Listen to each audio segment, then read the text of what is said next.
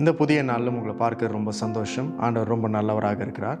ஒவ்வொரு நாளும் தம்முடைய வார்த்தையினால் நம்மை வழி நடத்துகிறார். நம்முடைய சூழ்நிலைக்கு ஏற்ப தேவனுடைய வார்த்தை, தேவனுடைய சத்தம் நம்மை தேடி வந்து நம்மை ஆறுதல் படுத்தி, நம்மை தேறுதல் படுத்தி ஒவ்வொரு நாளும் நம்மை நடக்க உதவி செய்கிறது. இன்றைக்கும் அப்படிப்பட்ட ஒரு நல்ல நாளாக இருக்குது. அதற்காக ஆண்டவருக்கு நன்றி செலுத்துங்க. 2 தீமோத்தேயு 1 அதிகாரம் 5-6 வசனங்கள் எப்படி படிக்கிறோம்? அந்த விசுவாசம் முந்தி உன் பாட்டியாகிய லோவிசாளுக்குள்ளும் உன் தாயாகிய ஐனிகேயாளுக்குள்ளும் நிலைத்திருந்தது. அது உனக்குள்ளும் நிலைத்திருக்கிறது என்று நிச்சயித்திருக்கிறேன். இது நிமித்தமாக நான் உன்மேல் என் கைகளை வைத்ததினால் உனக்கு உண்டான தேவ வரத்தை நீ அனல் மூட்டி எழுப்பி விடும்படி உனக்கு நினைப்பூட்டுகிறேன். We have to fan the flame of faith.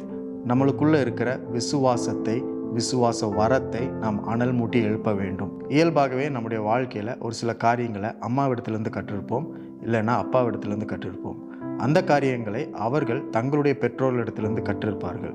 இப்படி தலைமுறையாக ஒரு சில காரியங்கள் நாம் கற்றுக்கொண்டே இருப்போம், நாம் பெற்றுக்கொண்டே இருப்போம். நம்மிடத்தில் இருக்க காரியங்கள் நம்முடைய அடுத்த தலைமுறை, நம்முடைய பிள்ளைகள், அவர்களுடைய பிள்ளைகளுக்கு அது அப்படியே செல்லும். So it is a gift passed on from generation to generation. ஒரு பரிசு, ஒரு ஈவு, ஒரு வரம் ஒரு தலைமுறையிலிருந்து இன்னொரு தலைமுறைக்கு கடத்தப்படுகிறது. அப்படிப்பட்ட வரத்தை நாம் பெருக்கி இருப்போம், இல்லை என்றால் அதை மறந்திருப்போம். அது நம்முடைய கைகளில் கொடுக்கப்பட்டிருக்கிற ஒரு திறமை. அதே போலதான் விசுவாசமும். விசுவாசம் முதலாவது நமக்கு யாரோ ஒருவர் மூலம் போதிக்கப்பட்டது, வழங்கப்பட்டது.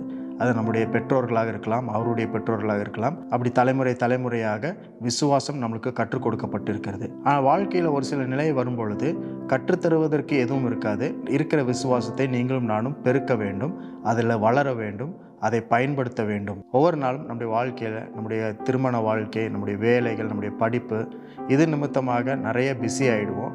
நிறையா காரியங்கள், நிறையா வேலைகள், நிறையா நேரத்தை அதற்கு நேராக நம்ம செலுத்தி கொண்டே இருப்போம். தேவனுக்கேற்ற அந்த நேரத்தை நாம் மறந்து விடுவோம், விசுவாசத்தை செயல்படுத்த மறந்து விடுவோம். அதன் நிமித்தமாக விசுவாசம் குறைந்து கொண்டே இருக்கும். ஆனால் பவுல் இங்கே தீமோத்தேயுக்கு சொல்லுகிறார், உன்னுடைய பாட்டிக்குள்ளே இருந்த, அம்மாவுக்குள்ளே இருந்த அதே விசுவாசம் உனக்குள் கொடுக்கப்பட்டிருக்கிறது. அந்த விசுவாசத்தை அனல் மூட்டி எழுப்ப வேண்டும். You have to fan the flame of faith. விசுவாசத்தை அனல் மூட்டி எழுப்ப வேண்டும்.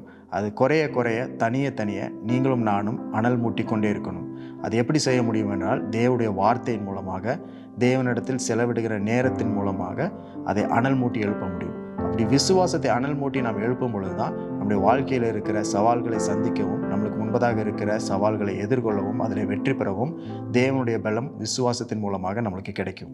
ஆகவே நாம் பெற்றுக்கொண்ட அந்த விசுவாச வாழ்க்கை, விசுவாசத்தை நாம் அனல் மூட்டி எழுப்ப வேண்டும். ஒரு காலத்தில் நாம் பெற்றுக்கொண்டோம், இப்பொழுது அதை நாம் பெருக்க வேண்டும், அதிகரிக்க வேண்டும், அதை மேம்படுத்த வேண்டும். நம்ம எல்லோருக்குள்ளேயும் ஒரே விசுவாசம்தான், தேவகுமாரனை பற்றும் விசுவாசம், இயேசு கிறிஸ்துவுக்குள்ள இருந்த விசுவாசம் நம்மளுக்கு பகிர்ந்தளிக்கப்பட்டிருக்கிறது. அந்த விசுவாசத்தை நாம் அனல் மூட்டி எழுப்ப வேண்டும். அதை தனியே விடக்கூடாது. நம்முடைய சூழ்நிலைகள், பிரச்சனைகள், நம்மளுக்கு இருக்கிற சவால்கள், நம்முடைய கவலைகள், கண்ணீர்கள், இதெல்லாம் என்ன பண்ணணும்னா விசுவாசத்தை தனியே செய்யும். ஆனால் தனியே விடாமல் தேவனுடைய வார்த்தையினால், பிரசன்னத்தினால், பரிசுத்தாவியானவனால் நாம் அனல் மூட்டி எழுப்ப வேண்டும். நீங்கள் படிக்கிற ஒவ்வொரு தேவனுடைய வார்த்தை, வசனம் எல்லாமே உங்களுடைய விசுவாசத்தை அதிகப்படுத்தும்.